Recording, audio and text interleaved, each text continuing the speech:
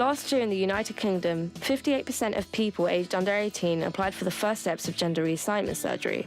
This is a six-fold increase, but why?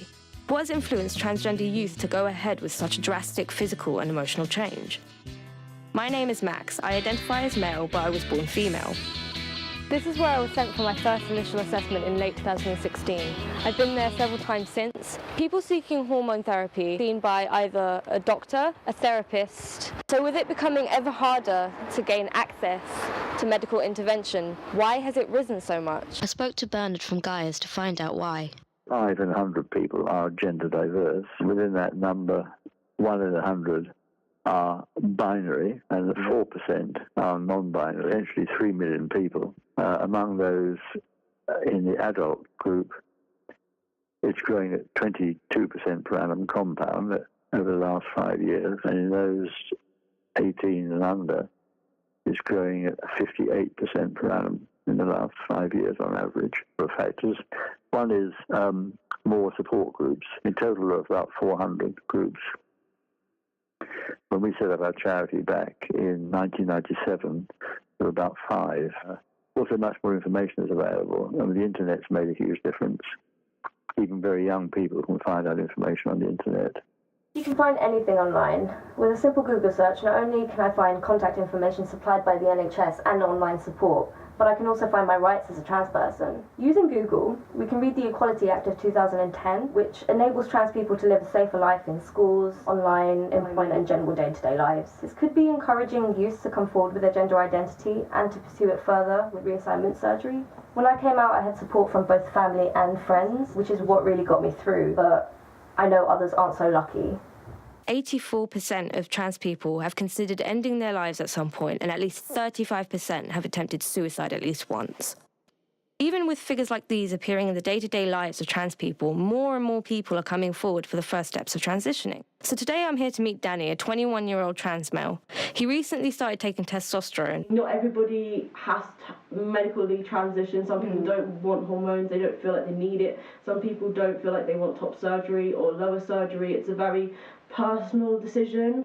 For the first month, I think everybody in that position, first couple of months, you're very excited by it, something that you've had to wait for 1 or 2 years possibly, and you're very sort of eagerly analysing yourself, oh, what's changed, is my voice broken? It's very sort of overestimating what it actually is. But yeah, for me, it's been okay. I've had a bit of facial hair, but above my lip here.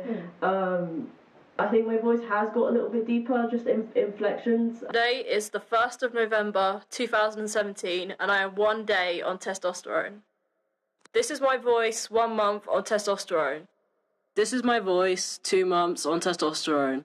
So, as somebody on T, why do you think that medical intervention has increased so much recently? There is definitely a lot of social pressure from other trans people that you need to transition medically, you need to be on hormones. Also pressured that as a person who identifies as male, you want to be seen as male. But it's also a dysphoria thing as well. It's how I see myself, and all these changes will make my body into sort of more cis-passing, which is how I see myself in my mind. So it is a bit of social pressure, but it's also quite a lot of dysphoria as well. I'm here to meet Fatima, an old friend who helped me through the first steps of my transition. He weren't like any other girls at that time. He was a stereotypical tomboy, so he would like wrestling, he would hang out with the guys and stuff, and I didn't assume anything of it. Like, obviously I'm not gonna judge. After like our friendship like blossomed and everything, you told me you were bisexual, and I thought, oh, maybe that's why. Not every girl is girly, not everyone is feminine, and that's why I was kind of hurt because I thought we were really close, and that's why I got really hurt when you didn't tell me you were male. But the thing is, I didn't even tell my mum, so like... Oh yeah, but changing your status on Facebook... That's kind of how I came out to pretty much everyone. I don't think I like one-to-one came out to anyone. I was your best friend. Like, literally no one. I didn't tell my mom. Like, she had to literally guess. Yeah, I understand though, because it must have been hard, and I'm Muslim, and traditionally Muslims are looked To be down honest, upon. I knew that you'd be fine with it. I didn't know what your parents would think. Oh. Because you know your dad's like really strict. honestly, my dad wasn't here most of the time, so when we hanged out, he wasn't home. But to be honest, I never told my parents. Yeah, I know. I could tell. I don't want to say this on camera. It's okay. You know how once you told me you had alopecia? Yeah. Yeah, I said that to my mom. Yeah. Because you cut your hair short and Oh, that's smart. Does that offend you though? No, it's fine. I know I should have that. been truthful and... No, I used that as an excuse to my parents for why I wanted to cut my hair. Because I was just like, I really want to be in control of the hair loss and things like that, but like... Yeah, but I didn't tell my parents because they're traditional Arabs. They've been brought up in Kuwait and Iraq and stuff, and my brother was like, is she a lesbian? And I was like, no, he has alopecia, so he cut his hair, this and that. And he kind of assumed, like how I assumed with your sexuality, being stereotypical. But I knew by the way he said it, I knew he wasn't gonna accept me being friends with you. Yeah. I remember when we were hanging in a group in the park, and there was this one Muslim guy who was like, why'd you hang out with her? Well, that's the thing. Was that the reason? No, remember, because I was supposed to be moving house. Remember? Yeah. And then I was leaving, and that was happening, but then it fell through, and like I started freaking out because I was like planning to sort of like slowly move to like just being me when we move away from like Harrow.